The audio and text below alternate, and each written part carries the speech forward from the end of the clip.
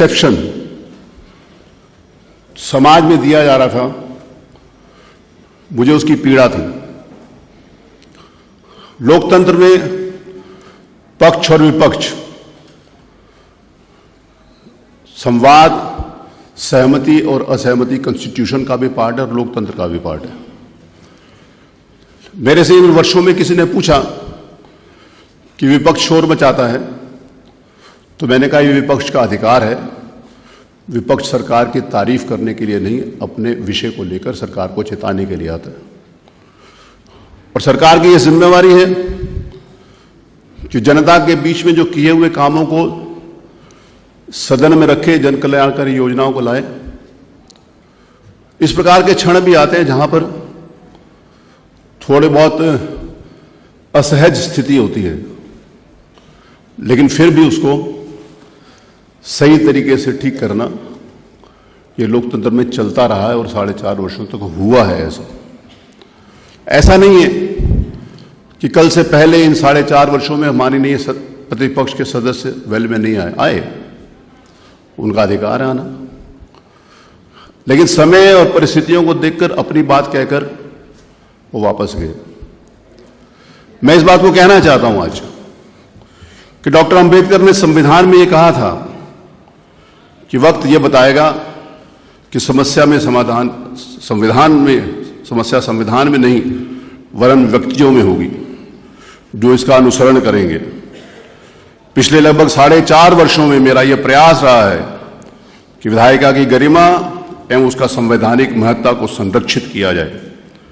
इस निमित्त अन्य प्रयासों के अतिरिक्त अध्यक्ष के रूप में मैंने देश में प्रथम बार इस सदन के माननीय सदस्यों को उनकी योग्यता के अनुसार वर्गीकृत करके ये प्रसारित किया।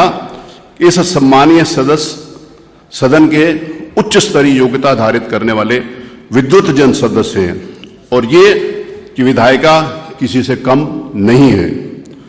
मैंने ये इंगित किया है कि सदन में डॉक्टर्स, इंजीनियर्स, MBA, विधि उपाधिधारी एवं अन्य योग्य सदस्य निर्वाचित होकर आए हैं। इस देश के संसदीय लोकतंत्र की प्रगति में यह एक मील का पत्थर है।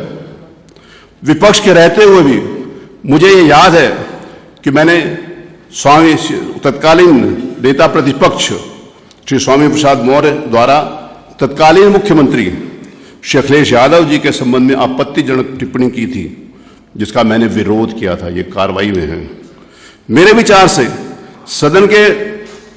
सदन के माननीय नेता प्रदेश के माननीय मुख्यमंत्री का सम्मान करना सदन के माननीय सदस्यों के संवैधानिक दायित्व है। सदन के माननीय सदस्य जो शपथ लेते हैं कि उसमें भी यह निहित है कि सदन के नेता का सम्मान करेंगे।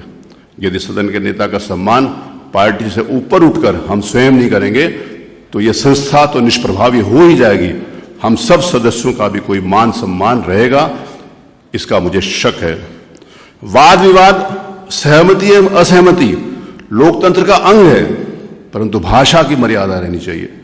संसदीय आचरण की परिधि को उल्लंघना इस संस्था के लिए अत्यंत हानिकारक होगा। परंतु कल सदन में जो हुआ उससे मैं दुखी और निराश हूं।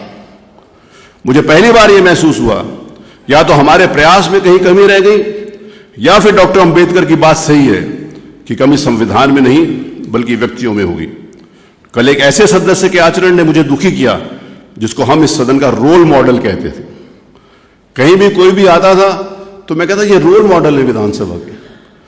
उनके द्वारा जिस समय इस प्रकार का आचरण किया गया और उसके बाद भी मेरे मना करने के बाद भी बाहर जिस प्रकार की उनके भाषा का प्रयोग किया गया, वो निश्चित रूप से उसने मेरे मन में एक वेदना और पीड़ा पैदा की।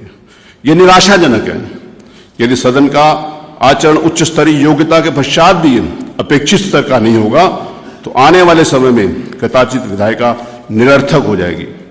मेरी एक लंबी राजनीतिक पारी रही है जो कि अपने अंतिम चरण में है। मैं फिर इस बात को रिपीट कर रहा हूं कि जो कि एक अंतिम चरण में है, परंतु मेरी यह आशा रही है, एक प्रयास रहा है कि अध्यक्ष के रूप में मैं इस विधायिका ने जो हमको दिया है उसका हम कुछ ऋण वापस कर सके।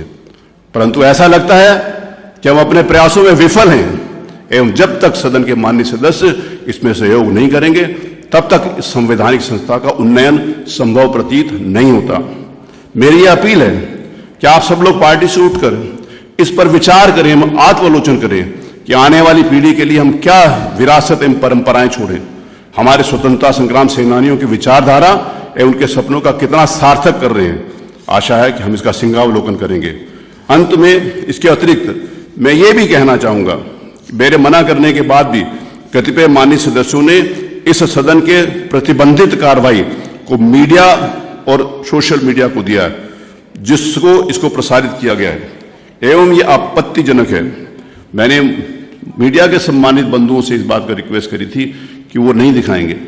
पहले भी इस प्रकार के अगर यहाँ पर विधानसभा में ये क्षण आए हैं कि जिस समय वीडियो रिकॉर्डिंग करी जा रही थी, मैंने मना किया था, उसके बाद भी उन्होंने मान गए थे। लेकिन परंतु कल जिस प्रकार से जो मेरे मना करने के पश्चात भी जिन माननीय सदस्यों के द्वारा यहाँ की फोटो खींचकर सोशल मीडिया में डाली, यहाँ की रिकॉर्डिंग करके सोशल मीडिया में डाली, वो अत्यंत निंदनीय है और पीड़ाजनक है।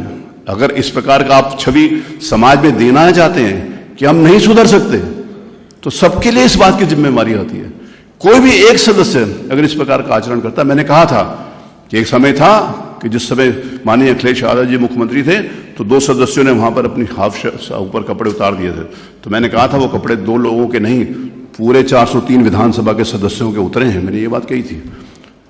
और उसके बाद भी अगर इस प्रकार का आचरण है तो मुझे बहुत दुख है। मुझे इस बात के लिए विचार करना पड़ेगा, गंभीरता के साथ विचार करना पड़ेगा कि मैं इस कुर्सी के योग्य हूं कि नहीं हूं, अथवा जो कुछ मैंने 4.5 वर्षों के अंतर्गत किया है वो उचित है कि अनुचित है। इसके ऊपर आत्मविलोचन करूंगा और इसका निर्णय शीघ्र करूंगा। बताइए आप क्या कहना चाहते हैं। माननीय अध्यक्ष जी, हमने आपको बहुत ही